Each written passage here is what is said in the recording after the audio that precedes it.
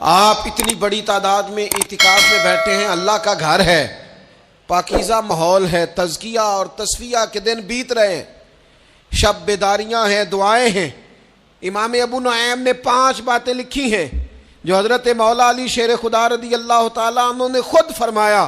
حضرت علی فرمانے لگے میری 5 باتیں یاد کر لو،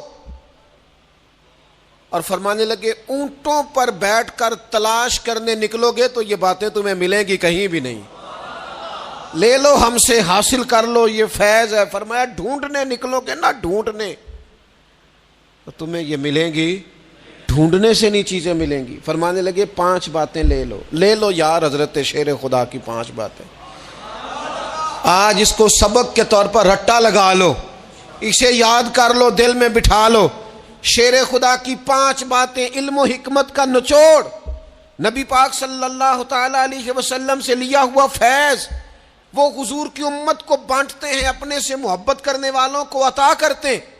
حضرت مولا علی شیر خدا فرمانے لگے 5 باتیں لے لو، تم اونٹوں پر بیٹھ کے نکلو گے تو تھک جاؤ گے، لیکن یہ باتیں تمہیں کہیں نہ ملیں گی۔ حضرت علی باتیں بیان کرتے ہیں، فرماتے ہیں پہلی بات یہ یاد رکھنا، بندے کو امید صرف اپنے رب سے رکھنی چاہیے۔ جیت جاؤ گے دوستو دنیا میں اگر یہ بات آ گئی تو، بچ جاؤ گے، دل ٹھنڈا رہے گا، بے قراریاں، بے چینیاں، پریشانیاں جان چھوڑ جائیں گی۔ امید صرف اپنے رب سے رکھو۔ حضرت مولا علی شیر خدا رضی اللہ تعالیٰ عنہ دوسری بات بیان کرتے ہیں، فرماتے ہیں اپنے گناہوں سے ڈرا کرو۔ تم غریب ہونے سے ڈرتے ہو، تم تنگ دستی سے ڈرتے ہو، تم لوگوں کی دشمنی سے ڈرتے ہو، اپنے گناہوں سے ڈرو، کہیں ایسا نہ ہو کہ تمہاری نافرمانیاں رب کی ناراضگی کا سبب بن جائیں۔ اپنے گناہوں سے ڈرو۔ اور تیسرا مولا علی شیر خدا رضی اللہ تعالیٰ عنہ فرماتے ہیں اگر تم جاہل ہو نا، تمہیں پتہ نہیں، تو علم کے بارے میں سوال کرنے سے کبھی نہ شرمانا، پوچھ لینا فائدہ ہوگا، کسی سے بات کر لینا فائدہ ہوگا، کسی سے سیکھ لینا نفع ہو جائے گا، کسی کو مان لینا اپنا استاد، زندگی بھر سمجھدار ہو جاؤ گے، فیض یاب ہو جاؤ گے۔ اور حضرت علی شیر خدا چوتھی بات ارشاد فرماتے ہیں، یہ علماء کے لیے، فرمایا اگر عالم کو کسی مسئلے کا علم نہ ہو تو غلط بات نہ بتائے، بلکہ کہہ دے واللہ اعلم، اللہ بہتر جانتا ہے۔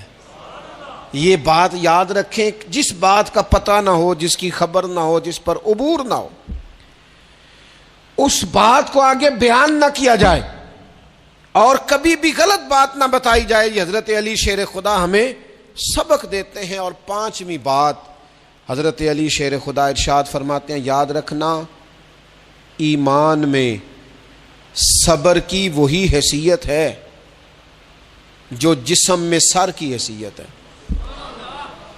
اپنی زندگی صبر کے ساتھ گزارنا، زندگی میں کبھی بے صبرے نہ ہونا، حوصلہ نہ چھوڑ جانا۔ صبر بزدلی نہیں ہوتا، صبر تو اچھی تدبیر کو کہتے ہیں، صبر تو رب کریم کے فیصلے کے انتظار کو کہتے ہیں، صبر تو اللہ کی مدد کے نازل ہونے کے انتظار کو کہتے ہیں۔ فرمایا جو تمہارے جسم میں سر کا مقام ہے وہی ایمان میں صبر کا مقام ہے۔ یہ مولا علی شیر خدا نے ہمیں 5 باتیں دی۔ حضرت مولا علی شیر خدا کرم اللہ تعالی وجہہ الکریم ایک دفعہ بڑے علیل ہو گئے تھے، کمزوری آ جاتی ہے، بندہ بیمار ہو جاتا ہے۔ تو ہمارے ہاں بیمار لوگ بعض اوقات ایسا جملہ بولتے ہیں جو کفر کے زمرے میں چلا جاتا ہے۔ آپ پریشان ضرور ہیں، تکلیف میں ضرور ہیں، لیکن آپ بات وہی کریں گے جو شریعت اجازت دیتی ہے۔ حضرت علی شیر خدا شدید علیل تھے، ایک صحابی تیمارداری کرنے گئے تو حضرت مولا علی کا چہرہ دیکھ کے پریشان ہو گئے، کہنے لگے آپ تو بڑے سخت علیل ہیں، اللہ خیر کرے، اللہ تعالیٰ آپ کو صحت دے۔ تو حضرت علی کہنے لگے تو فکر نہ کر، مجھے اس بیماری سے کچھ بھی نہیں ہوگا۔ نے کہا کیوں؟ فرمانے لگے مجھے نبی پاک علیہ السلام نے فرمایا تھا علی اس وقت دنیا سے جاؤ گے جب داڑھی خون سے رنگین ہو جائے گی، تو اس کا مطلب ہے میں خنجر کے وار کے ساتھ شہید کیا جاؤں گا، میں بیماری سے دنیا میں نہیں جاؤں گا، میں یہ بیماری سے مجھے کچھ بھی نہیں ہوگا، اللہ مجھے شفا دے دے گا۔ چونکہ حضور نے فرمایا تے ساڈے نبی دی زبان ساڈے واسطے قرآن۔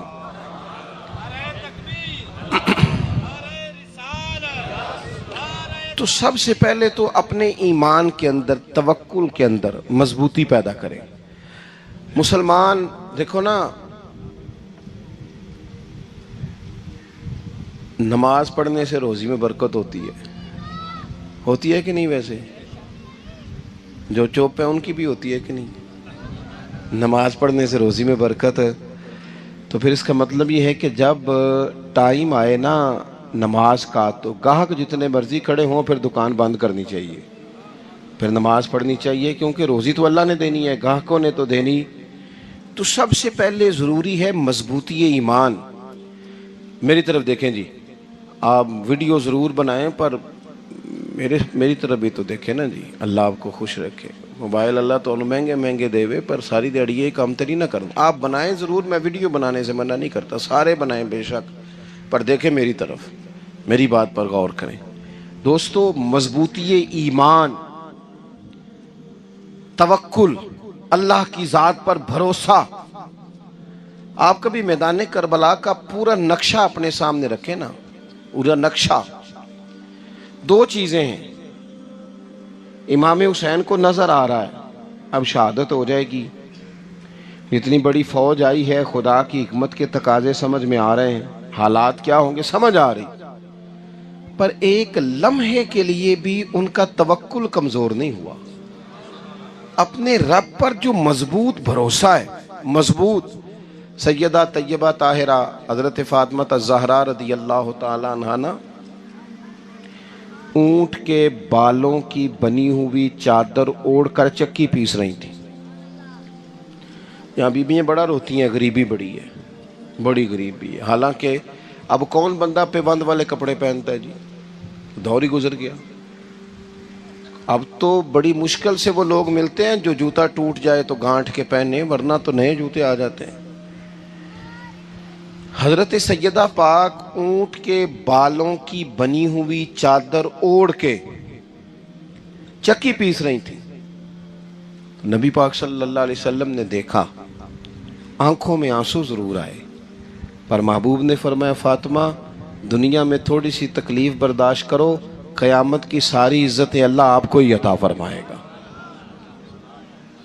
تو توکل کی مضبوطی، اللہ کی ذات پر بھروسہ، اپنے رب کریم کے ساتھ امیدوں کا وابستہ کرنا، اس سے مضبوطی آئے. دوسرا فرمایا وَعَمِلُوا الصَّالِحَاتِ، بہترین عمل کیا جائے زندگی میں، نیک اعمال کیے جائے، وقت ضائع نہ کیا جائے. ہر وقت کوئی نہ کوئی کام بندہ کرتا رہے. یہاں بہت سارے لوگ ہیں جن کو لوگ نیک کہنا شروع کر دیتے ہیں نا، وہ سمجھ لیتے ہیں شاید ہم سچی مچی نیک ہیں. لوگ جو کہتے ہیں حضرت صاحب قبلہ، پیر صاحب قبلہ، میں یہ طالب علموں کو، دوستوں کو، بلکہ اپنے آپ کو بھی کئی دفعہ کہتا رہتا ہوں، اپنے آپ کو سمجھاتا ہوں کہ یہ لوگ تجھے کہہ رہے ہیں حضرت صاحب، یہ تو رات کو تو اپنے آپ سے پوچھنا، اپنے رب سے پوچھ. کبھی موقع ملے تو اپنی گریبان میں جھانک، غور کر کے تیری کیفیت کیا ہے. تنہائی میں تیرا دل اللہ سے جڑتا ہے کہ نہیں؟ عبادت میں دل لگتا ہے کہ نہیں؟ خدا کا خوف دل میں رہتا ہے کہ نہیں؟ غریب کی محبت، عزیزوں قربت والوں کا احساس طبیعت میں موجود رہتا ہے کہ نہیں؟ ویسے تو میرا مطلب ہے، لوگ کہہ دیتے ہیں حاجی صاحب آپ بڑے سخی ہیں، تو اس سے تو نہیں نا بندے نے سخی ہونا. سخی تو تب ہونا ہے جب اللہ کی بارگاہ میں مقبول ہوگا. اعمال صالحہ، نیک کام، اور وہ کرتا رہے بندہ. کوئی بھی کام اسے نیکی کا مل جائے نا. دیکھو نبی پاک صلی اللہ تعالی علیہ وسلم نے فرمایا نیکی کو کبھی حقیر نہیں سمجھنا،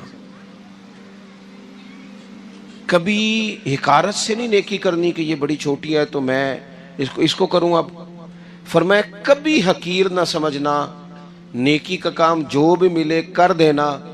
فرمایا اگر بھائی سے مسکرا کے ملو گے بھی نا تو اس پر بھی اللہ تمہیں صدقے کا ثواب عطا کرے گا.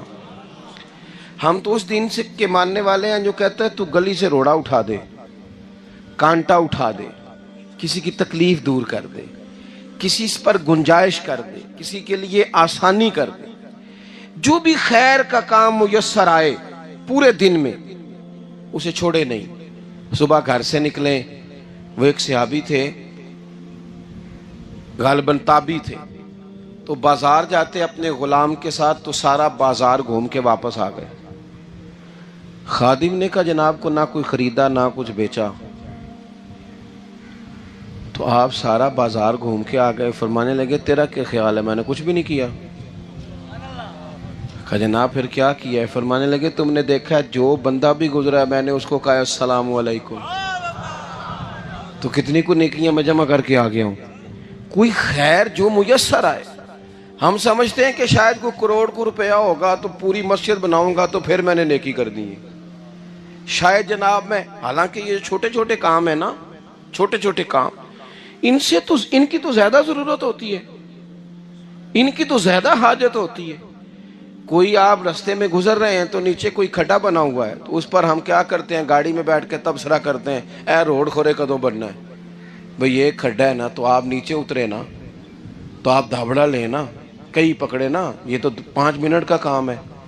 یہاں آسانی کر دیں نا، آپ اس میں گنجائش کر دیں.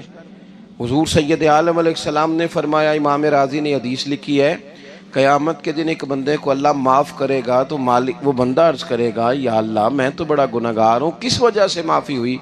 فرمایا رات کے وقت تو گزر رہا تھا، تیرے پیر سے روڑا ٹکرایا تھا اور تو نے اٹھایا ادھر ادھر دیکھ کے کہ کوئی اللہ کے کسی بندے کو تکلیف نہ ہو جائے. کہ مالک کو وہ تو میں نے زمانہ بیت گیا، کوئی اتنی بڑی بات بھی نہیں سمجھی. تو رب کریم نے فرمایا تو رات کے اندھیروں میں بھی میرے بندوں کا خیال رکھتا تھا تو میں تیرا خیال نہ کروں؟ کوئی عمل ہمارے ہاں لوگ کوئی کام نہیں کرتے، بالکل نہیں، کوئی کام نہیں، نہ بڑے نہ چھوٹے نہ سمجھدار نہ ان پڑھ، کچھ بھی نہیں. نشستن گفتن برخاستن، بیٹھو راج کے گپے مارو، تبصرے کرو فلانا کچھ نہیں کر رہا فلانا کچھ نہیں کر رہا، اس کے بعد اٹھ کے چلے جاؤ. کچھ کریں. وعملوا الصالحات، نیکیاں جمع کریں زندگی میں، خزانہ بنائیں، خزانہ. اپنی ڈیوٹیاں اپنی ذمہ داریاں پوری کریں. ہر وقت کام، ہر وقت ذمہ داری، ہر وقت ڈیوٹی. دیکھیں نا امام حسن اور حسین، ان کی آپ کبھی زندگی کا مطالعہ کریں. فرض نماز کے علاوہ 100 رکعت نماز نفل روز پڑھنی ہے. پتہ کرنا ہے غریب کہاں کہاں ہیں، ان کا خیال رکھنا ہے، اور نیرے پیسے نہیں دینے. ہمارے لوگ غریبوں کو پیسے ضرور دیتے ہیں، عزت نہیں دیتے. ان کو 4 پیسے کی مدد ضرور کر دیتے ہیں پر عزت نفس کا خیال نہیں رکھتے. امام زین العابدین رضی اللہ تعالیٰ عنہ فرماتے ہیں گزر رہے تھے، آپ دیکھیں نا امام غزالی حدیث لائے ہیں کہ بندہ اور کچھ نہ کرے، کسی مومن کا دل راضی کر دے تو اللہ 60 سال کی نفلی عبادت کا ثواب عطا کرتا ہے. دل بدستاور کے حج اکبر است، از ہزارہ کعبہ یک دل بہتر است. کسی کا دل خوش کر دینا، اس کو راحت دے دینا، اس کو قرار دے دینا، اس کے لیے کوئی ایسا سامان کر دینا کہ بندہ مطمئن ہو جائے، سکون ہو جائے. یہ ہمارے ہاں جو لوگ ہوتے ہیں نا سرکاری ملازمین، ڈیوٹیوں والے، ان کی طبیعتوں میں تلخی ہوتی ہے. یہ اگر صرف پیار کرنے لگ جائے نا، سے وابستہ لوگ میرے احباب میں سے ہیں تو میں ان سے کہتا ہوں کہ شفا تو اللہ نے دینی ہے، چلو تم دعائی تو ہنس کے دیا کرو نا، تم آنے والے کی بات تو توجہ سے سنو. وہ بیچارہ اپنی بات، ہمارے ایک بزرگ تھے تو تعویذ لکھا کرتے تھے، بڑے عالم تھے. مجھے کچھ تھوڑی سی نا میرے دل میں ان کے بارے میں خفگی رہتی تھی کہ آپ اتنے بڑے عالم ہیں، آپ کتاب لکھیں، آپ تعویذ لکھ رہے ہیں، اور پھر لوگوں نے کمائی کرنی ہوتی ہے، آپ تو مفت دیتے ہیں سارا کچھ. اتنی لمبی ڈیوٹی، سارا دن بیٹھے رہتے ہیں آپ اور لکھتے تعویذ ہیں، پڑھائیں آپ. میں نے ایک دن ان سے گزارش کی، میں نے کہا شیخ آپ بڑے آدمی ہیں، جن لوگوں کو اللہ نے رسوخ فی العلم عطا فرمایا ہوتا ہے ان میں سے آپ ہیں. اللہ نے آپ کو پختگی دی ہے، علم میں شعوری عالم ہے آپ، سارا دن تعویذ. فرمانے لگے یار میں تعویذ نہیں لکھتا، اصل مسئلہ یہ ہے کہ جو تعویذ لینے آتا ہے وہ اپنا سارا دکھ سناتا ہے. تو میں تعویذ نہیں لکھتا، میں نا بس لوگوں کے کلیجے ٹھنڈے کرتا ہوں. میں کسی کا، اب تو بچوں کے پاس ٹائم ہی نہیں، وہ تو ابا کا دکھ نہیں سنتے، بالکل نہیں. وہ تو ڈھونڈتے ہیں کوئی کونا ملے تو جا کے موبائل دیکھیں، وہ تو بیٹھتے ہی نہیں. اماں کہہ رہی ہوتی ہے کہ پتر کو 10 منٹ میرے پاس بھی بیٹھا کر، لیکن پتر مصروف بڑا ہے، ویڈیو چڑھانی ہے اس نے، ٹک ٹاک بنانا ہے اس نے نئی تصویر چڑھانی ہے، ہم الجھ گئے ہیں۔ یہ چیزیں انسان کو نفسیاتی طور پر کمزور کر دیتی ہیں۔ جو لوگ زیادہ یہ کام کرتے ہیں ان کے حافظے کمزور ہو جاتے ہیں، وہ الجھ جاتے ہیں، انہیں پتہ نہیں ہوتا رات میں نے کیا کہا تھا، صبح میں کیا کہہ رہا۔ ہر وقت نہیں، ضرورت کے وقت، ہر ٹائم نہیں، مخصوص اوقات میں۔ حضرت امام زین العابدین رضی اللہ تعالیٰ عنہ فرمانے لگے، ہم گزر رہے تھے، امام حسین ساتھ تھے، تو رستے میں نا کچھ غربا، غریب لوگ بیٹھ کے کھانا کھا رہے تھے۔ کہتے ہماری ان پر نظر پڑی تو انہوں نے حضرت امام حسین رضی اللہ تعالیٰ عنہ سے کہا، حضور آئیے، تشریف لائیے، کھانا کھائیے۔ وہ ضروری نہیں ہوتا آپ کو سب کا کھانا پسند ہی آئے، ٹیسٹ اپنے اپنے ہوتے ہیں، یہ ضروری تو نہیں۔ کھانا پسند نہ بھی آئے تو دل تو پھر بھی راضی رکھنا چاہیے نا۔ قربان جائیں، نبی پاک نے کس طرح ہماری تربیت کی۔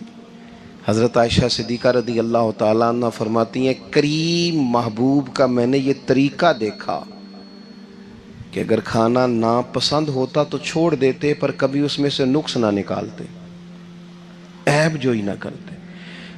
گرمی کے موسم میں کھڑی ہے بیچاری خاتون، اور کتنی مشقت سے اس نے کھانا بنایا، اور کتنی گرمی صحیح ہے چولہے کے سامنے، لیکن صاحب وہ کھانا رکھا ہے تو وہ کہتے ہیں یہ تو کی پکایا ہے، وہ کھانے والی چیز ہے بھئی، اس طرح کرنا، اب جو اگلی ہنڈی ہے وہ تو پکا، نہ تو کھڑا ہو، یہ پتہ چلے یہ کام کتنی مشقت کا ہے۔ زندگی میں کچھ تھوڑا سا دوسروں کا خیال رکھنا یہ بھی تو دین کا حصہ ہے نا۔ آپ اپنی زندگی میں ہمیشہ اپنے لیے سوچیں، کسی اور کا سوچیں ہی نہ۔ تو میرے عزیز یاد رکھیں گے آپ، امام زین العابدین کہتے ہیں نبی پاک صلی اللہ تعالیٰ علیہ وآلہ وسلم نے نا حضرت امام علی مقام کی، امام حسن اور حسین کی اس طرح سے کچھ تربیت فرمائی تھی کہ غریب پروری ان کے اندر رچ بس گئی، مزاج بن گیا تھا۔ وہ غربا بیٹھے تھے، دسترخوان بچھائے سڑک کے کنارے، تو امام حسین گزرے تو انہوں نے آواز دی، امام صاحب روک گئے، کہنے لگے حضور تھوڑی روٹی نہیں کھا لیتے ہمارے ساتھ؟ تو امام صاحب آ گئے، نیچے بیٹھ گئے غریبوں کے ساتھ۔ کوئی جرت کرے نا، چلو امیروں نے تو غریبوں کے ساتھ بیٹھنے کی جرت نہیں کرنی، کوئی پیر ہی بیٹھ جائے غریبوں کے ساتھ، وہی مہربانی کر دے کہ میں پیر صاحب ہوں، قبلہ ہوں، تو میں ہی چلو لنگر کھا لوں مریدوں کے ساتھ بیٹھ کے۔ ہماری تو محفلوں میں بھی نا جی، نعت خوانوں کا، مولویوں کا، دوسروں کا کھانا اور ہوتا ہے، اور غریب آدمی کو شاپر میں چاول ڈال کے دیتے ہیں اور ساتھ اسے کہتے ہیں یہ لنگر شریف ہے۔ بھئی اگر یہ شریف ہے، تبرک ہے، تو اے پیر صاحب نو نہیں سی لنگدا، اڑتا ہے گلے میں لنگر ان کو۔ یہ لنگر شریف جو ہے یہ نعت خواں کو بھی تو گزرنا، تبرک ہے کہ نہیں؟ ہاں نہ تو کرو نا، تو جیڑی زیادہ تبرک والی شے ہے وہ پیرانوں بھی تو کھانی چاہیے نا، نعت خواں کو اس کے لیے لہدہ سے مرغ مسلم اعلیٰ کھانے۔ میں اکثر دوستوں سے کہتا ہوں چلو میلاد شریف پہ ہی صحیح، سب کے لیے اچھا کھانا پکاؤ۔ چلو جس غریبوں کے بچوں کو، بیچاروں کو سارا سال وہ بوٹیوں کے لیے لڑتے ہیں، تم میلاد پہ اچھی روٹی پکا دو، تو بچہ جب کھائے گا نا بہت ساریاں بوٹیاں اور چاول، اور اپنے ابا سے پوچھے گا کہ ابا جی آج کی گل ہے، بڑا گوشت پہ لبد ہے، تو ہو سکتا ہے غریب باپ روئی پڑے اور اسے کہے پتر تو آج راج راج کے کھاج ساڑھے نبی پاک دا میلاد شریف ہے۔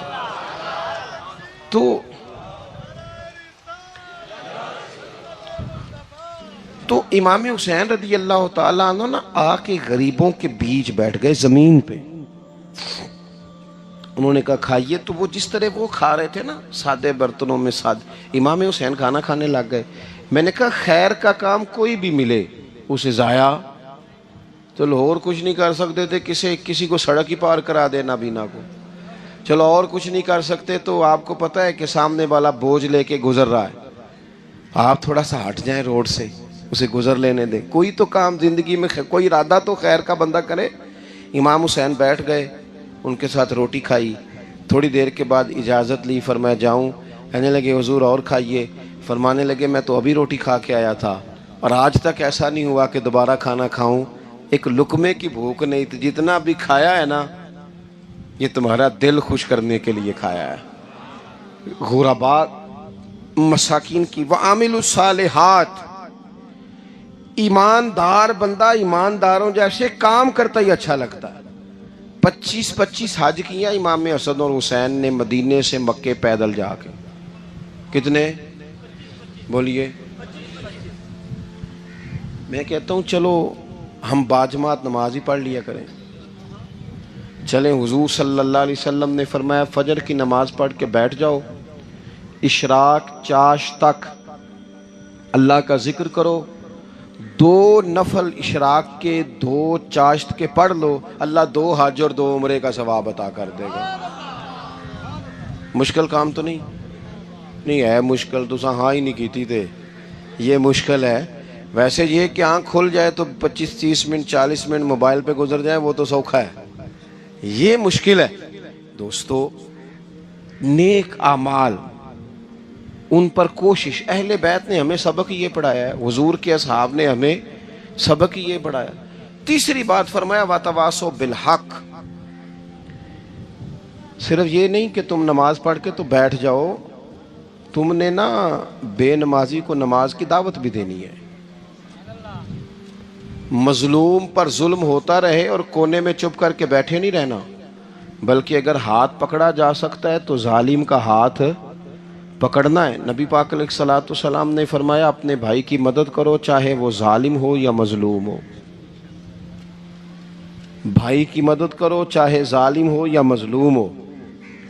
تو صحابہ نے عرض کی یا رسول اللہ صلی اللہ تعالی علیہ وسلم، یہ مظلوم کی مدد تو سمجھ میں آتی ہے، یہ ظالم کی مدد کیسے کریں؟ نہیں سمجھ آ رہی ہے آپ کو بات کی؟ یا رسول اللہ صلی اللہ تعالی علیہ وسلم، مظلوم کے ساتھ کھڑا ہونا تو ہماری عقل میں آ گیا، تو ظالم کی مدد کیسے کرنی ہے؟ تو نبی پاک صلی اللہ تعالی علیہ وسلم نے فرمایا ظالم کو ظلم کرنے سے روک دو، تم نے اس کی مدد کر دی، اسے باز کرو۔ لیکن ہم تو اتنی جرت ہی نہیں رکھتے بدی کو بدی کہنے کی، اتنی طاقت ہی نہیں ہوتی، جھوٹ کو جھوٹ کہنے کی ہمت۔ ہمارے گھر میں سارا کچھ ہو رہا ہوتا ہے، ہمیں پتہ ہوتا ہے کہ فلاں جگہ پہ ہمارا قبیلہ ہماری برادری غلط ہے، پر اتنی جرت کرتے، ہم سچ بولتے ضرور ہیں پر دوسروں کے بارے میں، اپنے بارے میں سچ بولنے کو تیار نہیں ہوتے۔ جرت کا مظاہرہ کریں، زندگی میں حق کو حق کہنا سیکھیں، غلط کو غلط کہنا سیکھیں، جھوٹ کو جھوٹ کہیں، بدی کو بدی کہیں، سچائی کا ساتھ دیں ہمیشہ۔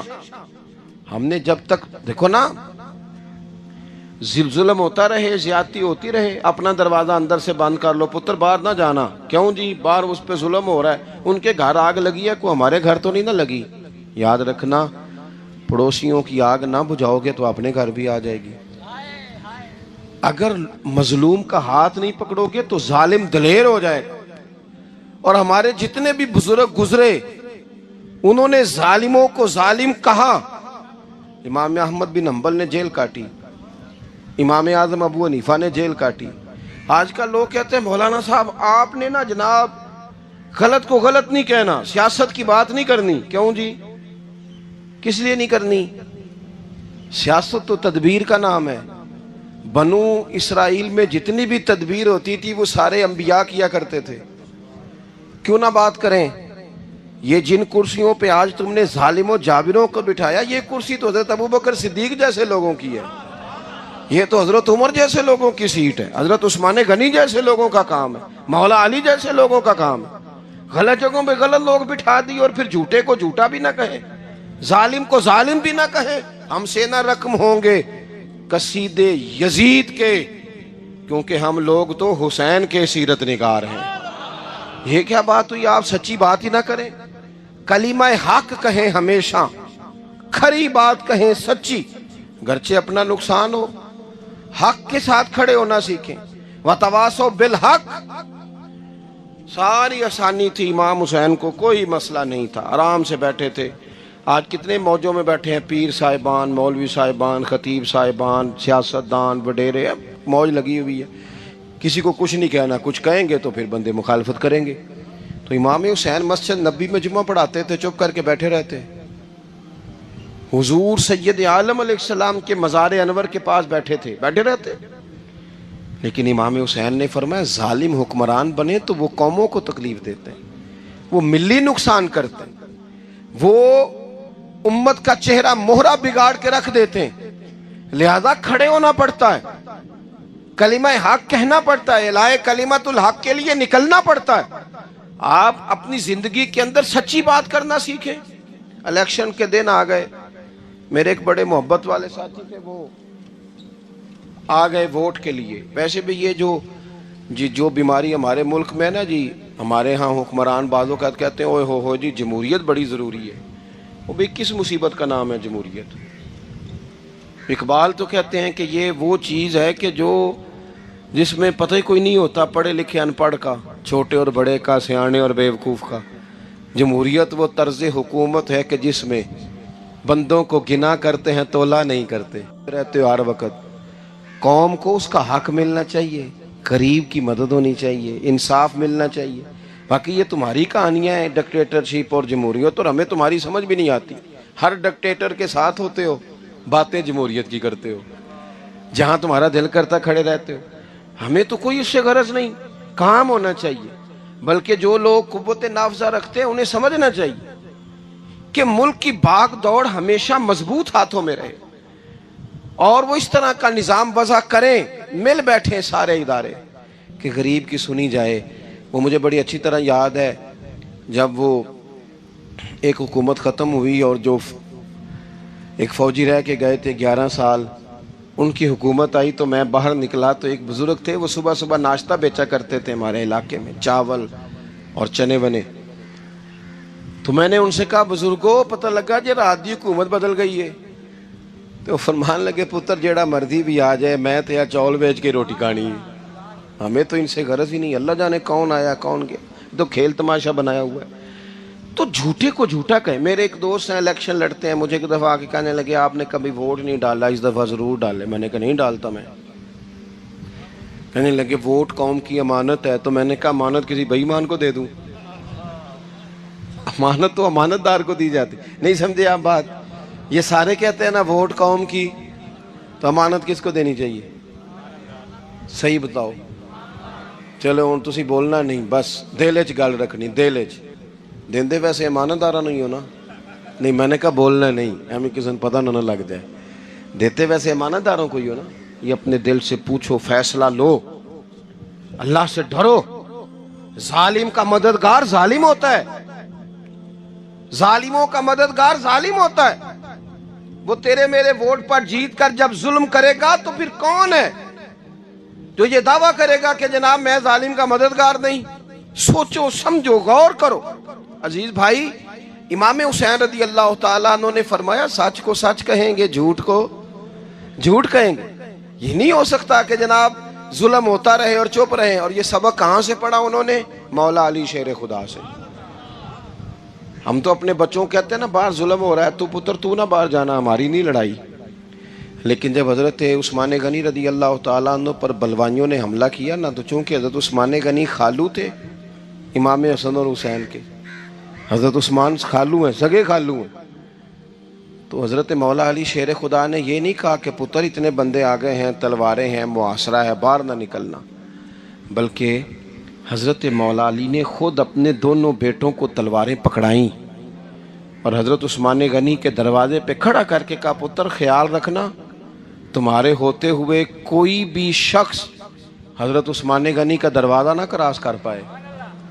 خود اپنے بچوں کو، ہر جنگ میں حضرت علی ساتھ لے کے جاتے تھے۔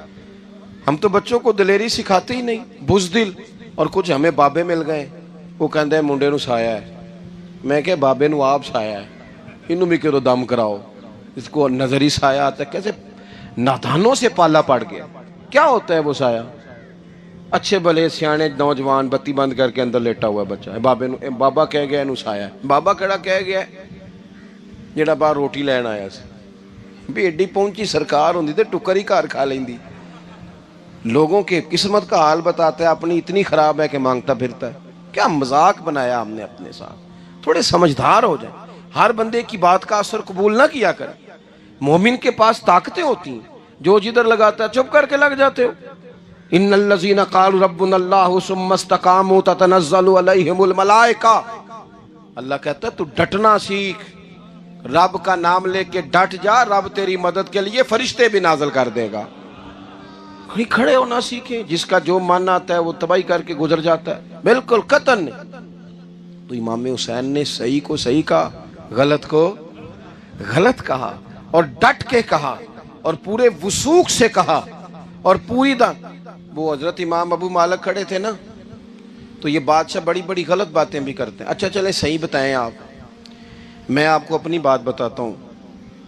کئی دفعہ ایسے ہوتا ہے، کئی دفعہ کہ بات کوئی ہو جاتی ہے، کر لیتے ہیں، تو کوئی ساتھی توجہ دلاتا ہے کہ آپ تو بولتے بولتے یہ کہہ گئے، تو احساس ہوتا ہے اوہ یار غلطی ہو گئی، ہو جاتا ہے۔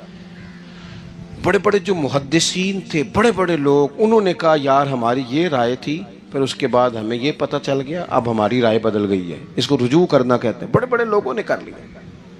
لیکن ہماری سیاسی جماعتوں کا حال یہ ہے کہ ان کے کسی کارکن سے پوچھے نا تمہارے لیڈر نے کبھی غلطی کی ہے؟ کیوں کیا نے؟ کیوں؟ معاذ اللہ یہ فرشتے کیا ہیں؟ یہ غلطی نہیں کر سکتے؟ اگر بڑے بڑے لوگ کہتے ہیں یار یہاں ہم بھول گئے تھے، حتیٰ کہ صحابہ کرام علیہم رضوان اپنی رائے سے رجوع کرتے، یہاں کیا حال ہو گیا؟ کس چکر میں ہم پڑ گئے؟ جماعتوں کو بت نہ بناؤ، وہ جماعتیں رہنے دو، اگرچہ بت ہیں جماعت کی آستینوں میں، پر مجھے حکم اذاں لا الہ الا اللہ۔ تو سچ کو سچ، جھوٹ کو جھوٹ۔ حضرت امام ابو مالک کھڑے تھے تو ہارون رشید بادشاہ تھا، کچھ بڑے خوش آمدی لوگ ہوتے ہیں، نہیں جی نہیں سرکار آپ کی تو کیا بات ہے، کیوں جی اتنی تعریفیں کیوں کر رہے ہو؟ کہتے ہیں اس نے خرچہ کیا، مسجد بنوا کے دی ہے، یہ جناب چندے دیتا ہے۔ وہ خدا کے بندو، چندہ دینے کا مطلب یہ جو مرضی کہا جائے۔ حضرت امام مالک ہارون رشید کے بڑے بادشاہ کے دربار میں کھڑے تھے، کسی بڑے کے، ہارون رشید تھا یا کوئی اور تھا، تو وہ نا مکھی بار بار بادشاہ کو تنگ کرتی۔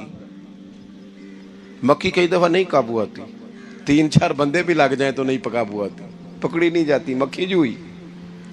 وہ مکھی بڑا تنگ کر رہی تھی، تو اس نے غلط جملہ کہہ دیا، غلط کہنے لگا معاذ اللہ ثم معاذ اللہ، نقل کفر کفر نہ باشر۔ کہنے لگا امام مالک سے کیا ضرورت تھی اللہ تعالیٰ کو یہ مکھی کیوں بنائی؟ اللہ کی تخلیق پر اعتراض کر رہا ہے معاذ۔ اب خوش آمدی کو بندہ ہوتا تو کہتا جی وہ مسئلہ یہ ہے جی، وہ اصل بات یہ ہے جی، آپ بیٹھیں جی، ٹھنڈے دماغ سے سمجھاتا ہوں۔ لیکن وہ نشے میں چور ہے نا، تخت پہ بیٹھا ہے، سخت بات کر دی کہ کیوں بنائی مکھی؟ تو امام صاحب اٹھ کے کھڑے ہو گئے، ہاتھ میں چھڑی پکڑی تھی، زور سے زمین پہ ماری، فرمانے لگے یہ مکھی نا اللہ نے تیرے جیسے لوگوں کا غرور توڑنے کے لیے بنائی ہے کہ سنبھالی تو تم سے مکھی بھی نہیں جاتی تو دعوے بڑے کرتے ہو، کہ تیرے جیسے بندوں کا غرور توڑنے کو بنائی ہے۔ چپ کر گیا، کہنے لگا حضور غلطی ہو گئی تھی، آئندہ نہیں کروں گا۔ تو آپ جب جھوٹ کو جھوٹ کہتے ہیں اور سچ کو سچ کہتے ہیں، حق کی تعریف کرتے ہیں، باطل کو بیان کرتے ہیں، پھر لوگ مخالفت کرتے ہیں۔ اب جب لوگ مخالفت کریں گے پھر تکلیف آئے گی، اور تکلیفیں بڑی سونی ہوتی ہیں۔ جب تکلیف آئے تو رب کہتا وَتَوَاصَوْا بِالصَّبْرِ، اب ایک دوسرے کو صبر کی نصیحت کرو۔ یہ جب دکھ آتے ہیں نا، دکھ بندے کو نرم کر دیتے ہیں، بیماری نفسانی خواہشات کو ختم کر دیتی ہے۔ بیمار بندہ، اس کا کسی غلطی کی طرف دھیان ہی نہیں جاتا، وہ پورا جڑ جاتا ہے اپنے رب سے، اس کے اندر سے نفسانی خواہشات ختم ہو جاتی۔ جب آپ دکھی ہوتے ہیں نا، پھر کوئی سجدے کا مزہ آتا ہے، پھر کوئی دعا میں لطف آتا ہے، پھر کوئی رب سے دل لگانے میں مزہ آتا ہے، پھر دل کرتا ہے کہ کوئی بندہ موجود نہ ہو، میں اکیلا ہوں مسجد میں، رج کے یاد کروں اپنے مالک کو۔ جب آپ صبر کرتے ہیں، قرآن پاک میں نا کم و بیش کوئی 99 کے قریب، 90 سے زیادہ مرتبہ صبر کا ذکر ہے، اور محدثین نے تصریح کی ہے کہ کوئی 500 کے لگ بھگ حدیث پاک میں صبر کا ذکر ہے، حوصلے سے، صبر سے۔ وَتَوَاصَوْا بِالصَّبْرِ، صبر بندہ کر کے دکھائے، اس کے اندر حوصلہ ہو، دلیری ہو۔ ہم نہ جلد باز ہو جاتے ہیں، بعض بزرگ بھی ناراض نہ ہوں تو وہ بھی بڑے جلد باز، فٹافٹ کام ہونا چاہیے۔ بعض بچے بھی، بعض جناب سیانے لوگ، بڑی جلدی ہے۔ بندے نے روزہ رکھا ہوا نا گرمیوں کا، تو عصر کے وقت اگر وہ بڑا سوڑا پڑ جائے نا تو روزہ پھر کھل جاتا ہے. بولیے بڑی جلدی ہے جی, بڑی ٹینشن ہے جی, بڑا لگ رہا ہے, تو کھل جائے گا یہ کہنے سے. اس نے کب کھلنا ہے؟ بولیے آپ کو تکلیف ہو گئی, آپ کو خدا نہ خواستہ ڈاکٹر نے کہا چھوٹا سا آپریٹ کرنا ہے آپ کا, شام کو ٹھیک ہو جائیں گے جی؟ تو جلدی بڑی ہے, درد بڑی ہو رہی, جلدی کریں ڈاکٹر صاحب. تو ڈاکٹر کہتا ہے پہلے خون ٹیسٹ کرا, پھر بلڈ پریشر اپنا چیک کرا, پھر شوگر چیک کرا, پرسوں رپورٹ آئے گی, پھر شام کو لے کے آنا, پھر ٹائم دوں گا, پھر ٹائم دے گا, پھر آپریٹ کرے گا, پھر دوائیاں لکھے گا, پھر آپ کو آرام کا مشورہ دے گا, پھر 2-3 ماہ لگیں گے, پھر طبیعت پوری طرح. تو کرنا کیا پڑے گا؟ صبر. کیا کرنا پڑے گا؟ صبر. صبر زندگی میں ضروری ہے. اگر صبر نہیں تو پھر کوئی کام بھی. اپنے مزاج میں حوصلہ لائیں, حلم ہو, بردباری ہو, صبر ہو, تحمل ہو. امام علی مقام رضی اللہ تعالیٰ عنہ کو آپ دیکھ لیں, میدان کربلا پورا پڑھ لیں آپ, پوری تاریخ روایات کھنگال کے دیکھ لیں. سامنے تلواریں تھیں یزید کے لشکر کے پاس, امام کے پاس حوصلہ تھا. وہاں ظلم و جبر ہو رہا تھا, یہاں حوصلہ, حلم, بردباری, اعلیٰ ظرفی, کرم. دوستو جب صبر اور تلواریں آپس میں ٹکرائی نا, صبر اور تلواریں, تو تلواریں ہار گئیں, صبر جیت گیا. صبر ہمیشہ جیت جایا کرتا ہے. بعض اوقات تھوڑا ٹائم لگ جاتا ہے, تھوڑا سا وقت. کچھ چیزوں کی لوگوں کو فوراً سمجھ نہیں آتی, ٹائم گزرنے کے وہ کافی دیر کے بعد احساس ہوتا ہے, اوہو وہ تو ٹھیک تھا احساس. لیکن آپ زندگی میں تھوڑا تحمل, تھوڑی بردباری. آپ یقین کریں ہم جب لڑائیاں کرتے ہیں نا, کسی سے بحث کرتے ہیں, کچھ ایسی باتیں کر جاتے ہیں کہ بعد میں ہمیں احساس ہوتا ہے یار زیادہ سخت بات ہو گئی. مانتے نہیں, لیکن بعضوں کا خیال ہوتا ہے یار اوہو یہ نہیں کہنا چاہیے تھا. لیکن وہ بات غصے میں نکل جاتی ہے, صبر ہوتا نہیں, پھر وہ خرابی ہوتی ہے. اپنی زندگی میں صبر. یہ تھوڑی بہت جو تکلیفیں آتی ہیں نا, میں گیا ہوا تھا سندھ کے سفر پر, تو موٹر وے سے, سکھر سے موٹر وے لاہور آتا ہے, اب سفر آسان ہو گیا. تو میں نے اپنے ڈرائیور سے کہا لو میاں اب سہولت ہو گئی تمہیں, اب تو سارا موٹر وے لاہور تک آسان ہو گیا. تو مجھے کہنے لگا نہیں حضرت صاحب یہ مشکل ہے. میں نے کہا جی کیوں؟ کہنے لگے نیند آنے لگ جاتی ہے. بالکل سیدھی سڑک ہے نا, اگر کوئی سپیڈ بریکر ہو, کوئی رکشے والا بھی آئے, کوئی ریڑھی والا چاچا ناراض بھی ہو کہ ویک کے نہیں چلائی جاندی, تو بندہ تھوڑا جاگتا رہتا ہے, تھوڑا نا وہ. تو زندگی میں جو رکاوٹیں آتی ہیں نا, یہ تو بندے کو جگانے کے لیے آتی ہیں. ان مع العسر یسرا, ان مع العسر یسرا. ایک دفعہ اگر مشکل آئے تو اللہ 2 آسانیاں دیتا ہے. ہم نہ گھبرا جاتے ہیں. یہ دکھ تو بڑے پیارے ہوتے ہیں, یہ تو بڑے نفع بخش ہوتے ہیں, یہ تو فائدہ کرتے ہیں بندے کا. تکلیفیں جیسے جیسے زندگی میں آتی ہیں بندہ پالش ہوتا جاتا ہے. جیسے جیسے میں اکثر دوستوں سے کہتا ہوں, کبھی مشکل آ جائے اور کوئی بندہ ساتھ نہ بندے کے چلے, نہ رشتہ دار چلے, نہ دوست چلے, نہ گلی محلہ, کوئی ساتھ نہ چلے, تو ہم شکوے کرتے ہیں. حالانکہ شکوے نہیں کرنے چاہیے. اگر یہ ساتھ نہ کوئی بھی چلے تو بندے کو اکیلے لڑنے کا حوصلہ نصیب ہو جاتا ہے. اسے پھر ہمت مل جاتی ہے کہ یہ سفر میں نے اکیلے طے کرنا ہے. تو امام علی مقام کی زندگی, یہ ساری چیزیں ان کو ملاحظہ کریں گے تو 4 باتیں کھل کے سامنے آئیں گی. پختگی ایمان کی, شوق اعمال صالحہ کا, بات کرنی ہے تو ہمیشہ حق کی کرنی ہے, سامنے کوئی بھی ہو کبھی جھوٹ کا ساتھ, اور چوتھی بات یہ کہ صبر, تحمل, حوصلہ. میں نے قرآن مجید ایک جگہ سے اور تلاوت کیا تھا, وہ بھی تھوڑی سی بات آپ سے عرض کرنی ہے, پھر میں بات ختم کرنے لگا ہوں. یہ جو حضور کے صحابہ اور اہل بیت ہیں نا, ان کا آپس میں بڑا گہرا رشتہ ہے, بڑا خوب پیار ہے ان کا. کچھ لوگوں کی نا دکان تب چلتی ہے جب وہ ان کا اختلاف ثابت کریں, دکانیں تب چلتی ہیں. چونکہ نبی پاک صلی اللہ علیہ وسلم نے فرمایا شیطان مایوس ہو گیا ہے, اب وہ لوگوں سے بت پرستی نہیں کرا سکے گا, لیکن تمہیں لڑائے گا. ظالم ہے کہ صحابہ اور اہل بیت کو لڑا دیتے. خدا کے بندو, تمہیں پتہ ہی نہیں تم کن کی بات کر رہے ہو. پہلے اپنی حیثیت دیکھو, یہ لوگ کتنی شانوں والے ہیں, تم کن کا تذکرہ کر رہے ہو؟ ان کے تو نام لیتے وقت کئی دفعہ ڈر آتا ہے کہ زبانیں بھی اس قابل ہیں کہ نہیں. قرآن مجید نے کہا محمد الرسول اللہ, محمد صلی اللہ علیہ وسلم اللہ کے رسول ہیں, والذین معہ, اور جو ان کے ساتھ ہیں. یہ قرآن پاک کے دو جملے ہمیشہ یاد رکھیں, تاریخ رکھیں سنبھال کے لوگ اپنے پاس. قرآن پاک نے دو باتیں کی, فرمایا اشداء علی الکفار, یہ جو حضور کے ساتھ ہیں یہ کافروں پر سخت ہیں, رحماء بینہم, آپس میں بڑے مہربان ہیں. تو جب اللہ کہتا ہے آپس میں مہربان ہے, نہیں سمجھ آئی بات کی آپ؟ اللہ کہتا ہے کہ آپس میں بولیے, تو پھر اللہ کی بات ماننی ہے یا کسی لڑانے والے کی بات ماننی ہے؟ اللہ کہتا ہے یہ آپس میں. باقی ہے رائے کا اختلاف, تو باپ بیٹے کا بھی ہو جاتا ہے, ہوتا ہے کہ نہیں؟ ابا کہتا ہے یہ کام کر لیں, پتر کہتا ہے. حضور صحابہ سے مشورہ لیتے تھے, کئی دفعہ نبی پاک نے صحابہ کی رائے پہ عمل کیا, تو صحابہ میں بہت سارے معاملات اجتہادی ہوئے, لیکن ان میں عداوت نہیں تھی, ذاتی رنجشیں نہیں تھیں, بغض نہیں تھا, ان کے دل ایک دوسرے کے حق میں نرم تھے. لہٰذا شرارت جلدی قبول کرتا ہے بندے کا دماغ, شرارتیں نہ قبول کریں. کوشش کریں کہ جو ان لوگوں کی تعریف کتاب و سنت میں ہمارے سامنے آتی ہے, ہم صرف اسی تعریف پر عمل کریں. ایک بات صرف سن لیں اور میں اپنی بات کو سمیٹوں, آپ کو لطف آئے گا.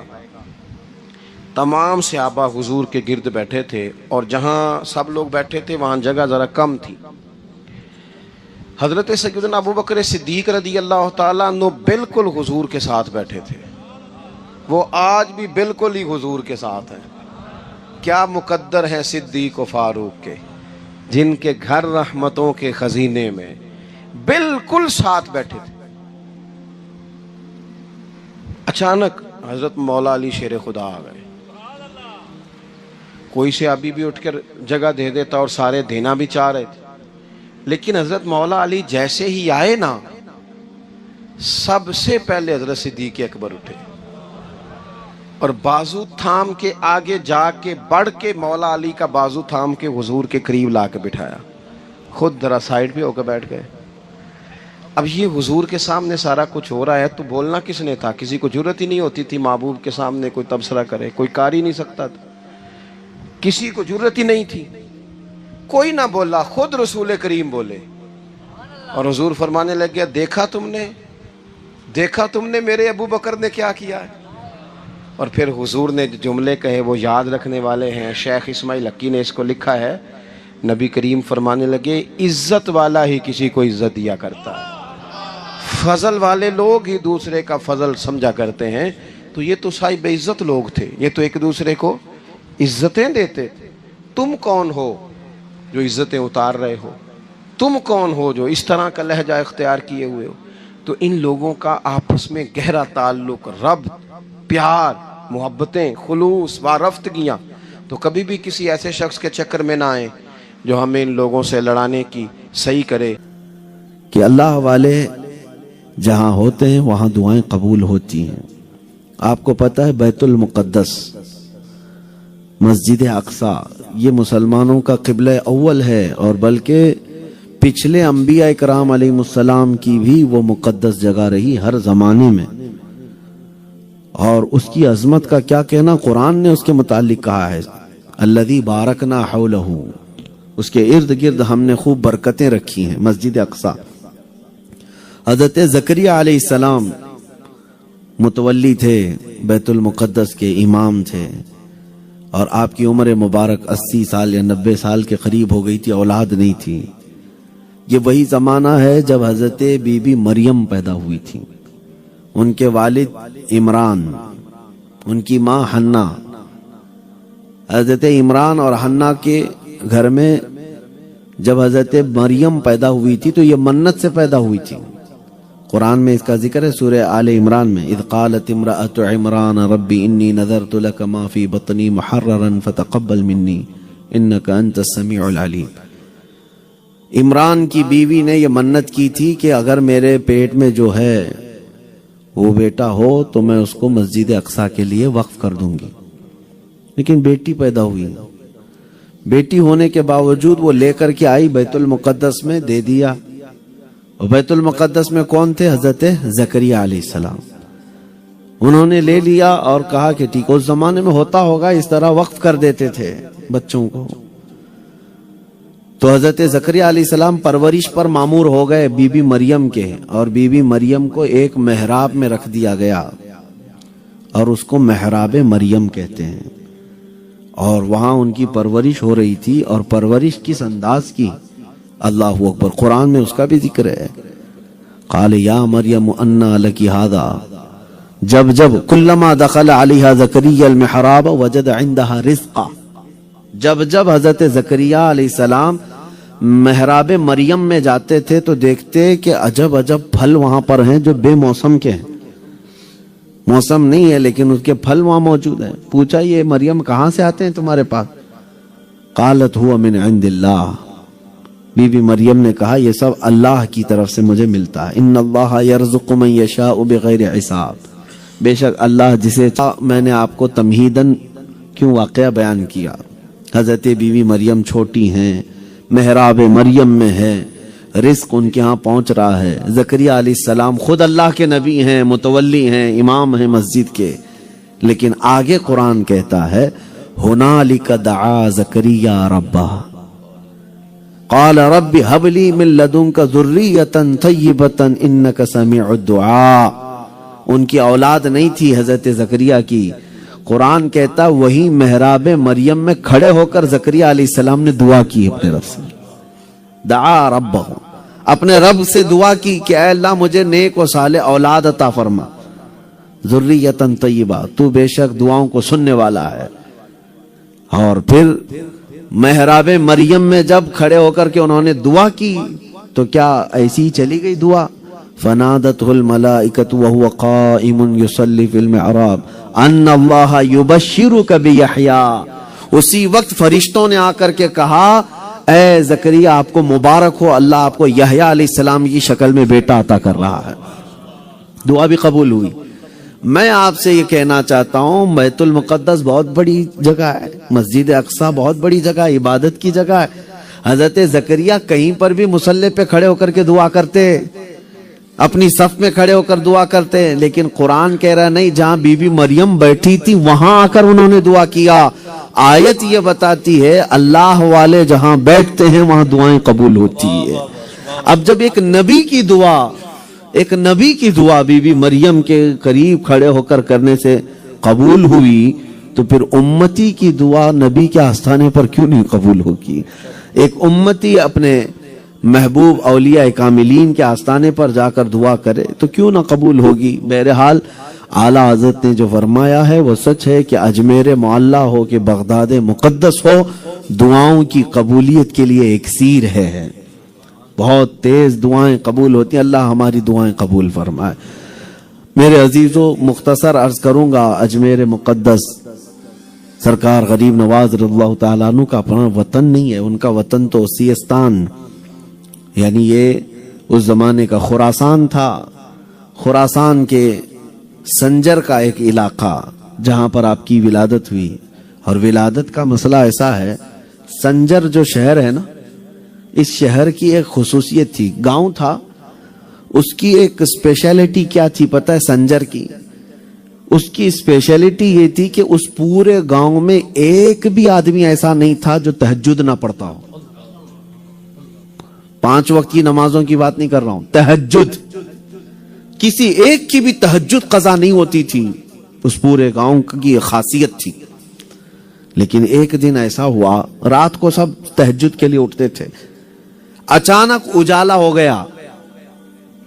یعنی فجر کا جیسا اجالا ہوتا ہے، رات کو یہ لوگ اٹھ کر کے آخری حصے میں تہجد پڑھتے تھے. ایک نوجوان باہر آیا، دوسرا آیا، تیسرا آیا، دیکھا کہ ارے اجالا ہو گیا اور ہماری تہجد نہیں ہوئی. اس دن ایک رات ایسی آئی کہ وہ لوگ تہجد نہیں پڑھ پائے، اور گھروں میں سے نکلتے آئے اور سب لوگ جمع ہونے لگے اور کہا میں بھی نہیں پڑھا. ایسا کیسا ہو سکتا ہے کہ کوئی نہیں پڑھا اس دن؟ سب باہر آئے اور اجالا ہو گیا. تو لوگ بڑے افسوس میں تھے، کیا ہمارے شہر پر اللہ کا کچھ اس کی ناراضگی ہے کہ اجالا ہو گیا, ہم میں سے کوئی نہیں اٹھ سکا تہجد کے لیے. تو ایک 90 سال کے بزرگ تھے, وہ بھی آئے لکڑی پکڑتے ہوئے. کہا, سبوں نے کہا یہ تو پڑھے ہوں گے. ان سے پوچھا تو انہوں نے کہا میں بھی نہیں پڑھا, آج تہجد آج نہیں پڑھا. کہا کہ ایسا کیسے ہو گیا, اجالا ہو گیا, ہم تہجد نہیں پڑھے. اس بوڑھے بزرگ نے کہا, دیوانوں, کون کہتا ہے کہ فجر کا اجالا ہوا؟ ابھی رات ہے, ابھی تہجد کا وقت ہے. کہا پھر اتنا اجالا؟ کہا چلو میں تمہیں لے کے چلتا ہوں. وہ بزرگ سب کو لے کر کے آئے. خواجہ غیاث الدین حسن جو غریب نواز کے والد ہیں, ان کے گھر کے پاس آئے تو دیکھا ان کے گھر کی چھت سے اتنی روشنی نکل رہی ہے کہ پورا شہر روشن ہے. یہ صبح کا اجالا نہیں تھا, ایک گھر سے روشنی نکل رہی تھی. سب وہاں آ کر کے جمع ہوئے, دستک دیا دروازے پر. دستک دینے کے بعد اندر سے خواجہ غیاث الدین حسن باہر آئے. یہی جو 90 سال کے بوڑھے بزرگ تھے, انہوں نے کہا کہ کیا میاں غیاث الدین حسن, آج آپ کے گھر پہ کیا ہے؟ تو انہوں نے کہا آج میرے گھر میں بیٹا پیدا ہوا ہے جس کا نام حسن رکھا گیا. وہی سرکار غریب نواز کی پیدائش کی رات تھی. میرے عزیزو, جب میں نے یہ تاریخ میں پڑھا کہ جس رات غریب نواز پیدا ہوئے, سنجر پورا رات اجالے میں بدل گیا, تو یہ ہم نے آپ کی کرامت بھی دیکھی. ہندوستان میں جب آپ نے قدم رکھا تو کفر کی اندھیریوں میں ایسا روشنی آئی کہ 90 لاکھ لوگوں کے دل اسلام سے روشن ہو گئے. جو رات کے اندھیریوں میں اجالے لاتا ہو, وہ کفر کی اندھیریوں میں اسلام کی روشنی کیوں نہیں لائے گا؟ عزیزان گرامی, سرکار غریب نواز رضی اللہ تعالیٰ عنہ نجیب الطرفین, ابھی آپ مولانا سے سن رہے تھے, ماں آپ کی حسنی سادات میں سے ہیں اور آپ کے والد حسینی سادات میں سے ہیں. سرکار غریب نواز رضی اللہ تعالیٰ عنہ حسنی اور حسینی ہے, لیکن گھر کا ماحول ایسا تھا, گھر کا ماحول ایسا کہ بچپن سے آپ کو ماں نے ایسی تربیت دی تھی کہ رسول پاک صلی اللہ تعالیٰ علیہ وسلم کی سنتوں میں سیم آپ کے بچپن میں بھی ایسا واقعہ ہے کہ جو میرے آقا صلی اللہ تعالیٰ علیہ وسلم نے اپنے زمانے پاک میں فرمایا تھا. غریب نواز عید کے دن گئے, ایک غریب بچے کو دیکھا, وہ کپڑے نہیں پہنا ہوا ہے, اس کے پھٹے پرانے کپڑے تھے. سرکار غریب نواز نے اس کو اپنے کپڑے اتار کر کے دے دیے, اس کے پہن لیا. اور گھر آئے, ماں نے دیکھا کہ یہ کیا ہے, کہا کہ کوئی ایک یتیم بچہ تھا, میں نے سوچا کہ اس کی عید اچھی ہو جائے, مجھے پھر سے کپڑے مل جائیں گے. یہ بچپن میں, چھوٹی عمر میں سرکار غریب نواز کو رسول پاک صلی اللہ تعالیٰ علیہ وسلم کی آل ہیں, تو یقیناً میرے مصطفیٰ کی خوشبوئیں بھی تو آئیں گی. میرے عزیزو, 9 سال کی عمر میں پورے حافظ قرآن تھے اور قرات کے ساتھ, لیکن جب آپ کی عمر پاک 14 سال کی ہوئی تو آپ کے والد گرامی کا انتقال ہو گیا, اور والد کی طرف سے وراثت میں ایک باغیچہ ملا تھا, بس اس کی دیکھ بھال کرتے تھے. اور باغیچے کا حال ایسا تھا کہ صبح سے شام تک بیٹھتے تھے, انار کا باغیچہ تھا, اور روزانہ دن بھر قرآن کی تلاوت کرتے تھے. آپ کو میں ایک بات بتا دوں, تاریخ میں یہ بھی ہے کہ جب صبح صبح آپ جاتے تھے تو باغیچے میں سب کوئی جھاڑ کر کے پتے ایک جگہ جمع کر کے رکھ چکا ہوتا تھا. کوئی خادم تو تھا نہیں, لیکن باغیچے کی ساری صفائی پہلے سے کوئی کر کے چلا جاتا. پورے باغیچے میں درختوں کو پانی بھی سینچ دیا جاتا تھا, سب کچھ. حضرت خواجہ غریب نواز کی عمر 14-15 سال کی ہے. آپ نے دیکھا کہ روزانہ کون صفائی کر کے چلا جاتا ہے, مجھے ایک دن بھی جھاڑو جھاڑنے کا وقت نہیں ملتا, موقع نہیں آتا. ایک دن آپ وہ فجر سے پہلے آئے, رات کا اندھیرا تھا, جیسی باغیچے میں آئے تو جھاڑنے کی آوازیں آ رہی تھی, پتے جمع کرنے کی آوازیں آ رہی تھی. سرکار غریب نواز رضی اللہ تعالیٰ نے سیدھے باغیچے میں آئے, پکارا کون ہے میرے باغیچے میں جو بغیر اجازت آیا؟ آوازیں کچھ نہیں آئی, جھاڑو کی آواز رک گئی. اچانک سامنے کچھ ایسی شخصیتیں آئیں جو بہت لمبے چوڑے سفید لباس میں تھے, وہ جنات کی جماعت تھی. سامنے کھڑے ہو گئے, کہا کہ ہم ہیں جو آپ کے باغیچے کی صفائی کرتے ہیں. کہا تم لوگ کون ہو؟ کہا ہم جنات کی جماعت سے ہیں. دوسرا ہو تو ڈر کے بھاگ جائے, اور کوئی اگر نہیں بھی ڈرا, میرے باغیچے میں آیا, جن مل گیا ہے, اس سے جو چاہے کام کروا لو. سرکار غریب نواز نے نظر التفات بھی نہیں کی. پوچھا کہ تم یہاں کیوں آتے ہو اور کیوں کام کرتے ہو؟ سنو، وہ کہتے ہیں کہ سرکار غریب نواز سے کہ کیا آپ اس بات کی اجازت نہیں دیتے کہ کوئی استاد ہو اور شاگرد اس کی خدمت کرنا چاہے؟ کہا بالکل جائز ہے، ہونا بھی چاہیے. کہا دن بھر آپ جو باغیچے میں بیٹھ کر قرآن کی تلاوت کرتے ہیں، ہم روزانہ سن سن کر کے اپنی تجوید اچھی کر چکے ہیں. ہمارے قرآن کی تجوید صحیح نہیں تھی. روزانہ آپ صبح سے شام تک بیٹھ کر کے جو قرآن کی بلند آواز سے تلاوت کرتے ہیں، وہ سن سن کر کے ہماری تجوید اچھی ہو گئی. آپ ہمارے غائبانہ استاد ہیں، ہمیں کیا اتنا حق نہیں بنتا کہ آپ کے آنے سے پہلے ہم آپ کے باغیچے کی صفائی کرتے ہیں؟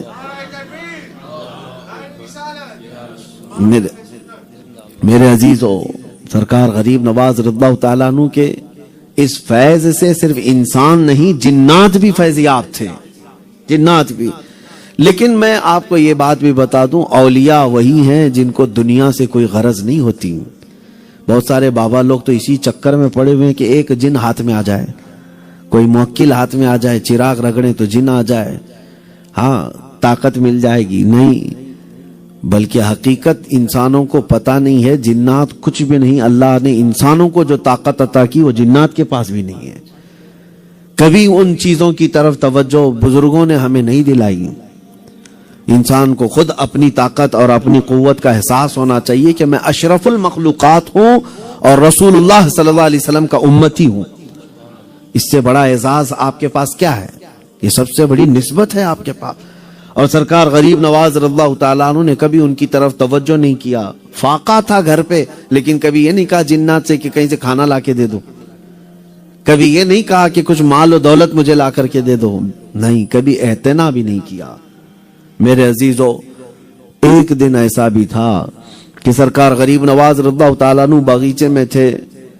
ایک مجذوب بزرگ حضرت ابراہیم قندوزی وہ آئے، باغیچے میں آئے. انہوں نے کہا کہ مجھے کچھ کھلاؤ. خواجہ صاحب نے ایک انار دیا تو انہوں نے اپنی جھولی میں سے ایک روٹی نکالی اور آدھا توڑ کر خود کھائے اور آدھی روٹی غریب نواز کو کھلایا. حضرت خواجہ صاحب نے جیسی وہ آدھی روٹی کھائی، آپ کا دل بے قرار ہو گیا، بے چین.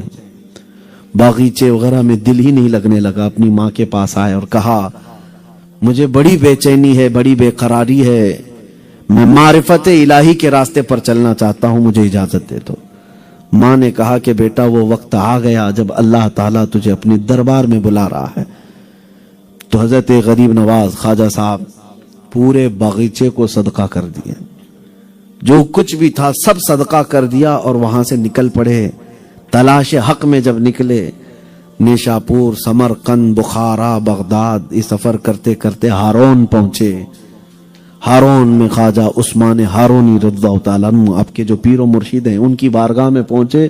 20 سال تک رہے پیر و مرشد کے پاس، 20 سال خدمت کرتے رہے. بہت سارے لوگوں کو ایسا لگتا ہے کہ ابھی پیر صاحب کے ہاتھ میں ہاتھ دیا، مرید ہوا اور اب مجھے چوتھے آسمان پہ پہنچ جانا چاہیے. اور کچھ لوگوں کو یہ تمنا بھی رہتی ہے کہ سال 2 سال کے بعد تو خلافت بھی ملنا چاہیے. غریب نواز سلطان الاولیاء اپنے پیر و مرشد کی 20 سال خدمت کی ہے. ان 20 سالوں کے دوران لکھا ہے تاریخ میں کہ سرکار غریب نواز کبھی دیوار کو پیٹھ لگا کر نہیں بیٹھے، کبھی کسی جگہ ٹیک نہیں لگایا 20 سال تک.